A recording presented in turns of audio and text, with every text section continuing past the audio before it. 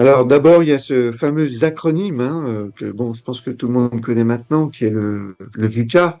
On est maintenant dans la complexité. Alors la complexité, elle existe dans l'organisation, mais maintenant elle existe aussi à l'extérieur avec la mondialisation, les ruptures technologiques, l'entrée en force de la géopolitique.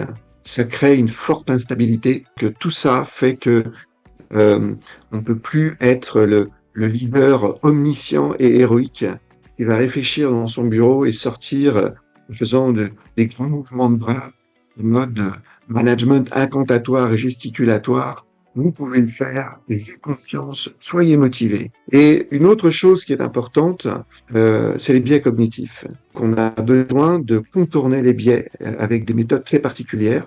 Et le fait par exemple, de faire des réunions en mode ping-pong verbal dans lequel 20% des participants monopolisent 80% du temps de parole.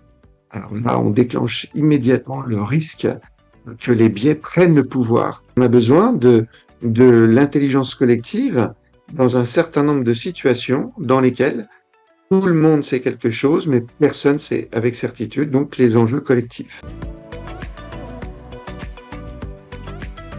J'en ai identifié 17 dont une partie sont des savoir-être et une autre partie sont des savoir-faire. Et donc, dans les savoir-être, par exemple, il y a l'humilité fondamentale sur la complexité. Dans les autres compétences, évidemment, on a l'écoute. Il faut, dans une situation complexe, faire en sorte que la parole soit distribuée, toutes les parties prenantes puissent s'exprimer et que tout le monde écoute tout le monde. Et je vais juste mentionner un dernier savoir-faire et puis c'est le chef parle toujours en dernier. Donc il y a un biais qui s'appelle le biais d'autorité. Et le biais d'autorité, ça consiste à donner plus de valeur à la personne qui est en position d'autorité qu'à celles qui ne sont pas en position d'autorité.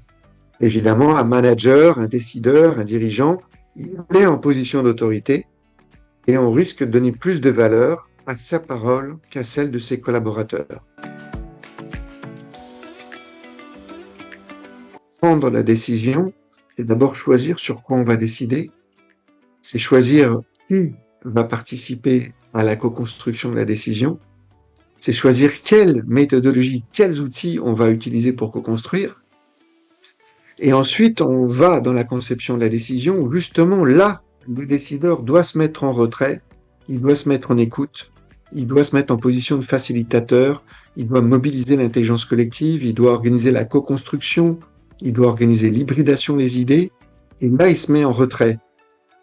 Et ensuite de ça, il va justement faire émerger un projet de décision qui va être le point d'équilibre entre toutes les contraintes exprimées par toutes les parties prenantes. Et là, il repasse en mode prendre la décision, c'est formaliser un projet de décision, c'est recueillir du feedback sur ce projet de décision, et c'est enfin la subsidiarité. J'utiliserai d'autres mots, comme par exemple viable. On peut réellement mettre en œuvre la décision. Ensuite, je dirais durable. Ces décisions sur des sujets complexes, des enjeux collectifs, elles ont ce qu'on appelle une obsolescence décisionnelle. Plus on mobilise l'intelligence collective et plus la décision va être durable. Et le dernier point, c'est désirable, dans le sens où ça crée de l'engagement. Parce qu'une décision géniale est difficile à mettre en œuvre parce qu'elle ne suscite pas l'engagement, la motivation, l'enthousiasme, et ben elle est peut-être pas aussi géniale que ça. Le premier, c'est de différencier le simple, le compliqué et le complexe. Les gens aujourd'hui croient qu'ils sont un décideur, mais ils sont 4 décideurs. Ils sont le décideur expert tout seul dans son bureau qui s'arrache les cheveux pour trouver une solution technique. Ils sont un décideur, que je dirais, opérationnel. Ils sont aussi le décideur du management participatif, où le décideur sait avec certitude ce qu'il faut faire, mais il doit susciter l'adhésion. Et le dernier, c'est l'architecte des décisions complexes. C'est le 4e décideur. Et là, c'est une boîte à outils très spécifique qui n'a rien à voir avec les 3 autres boîtes à outils.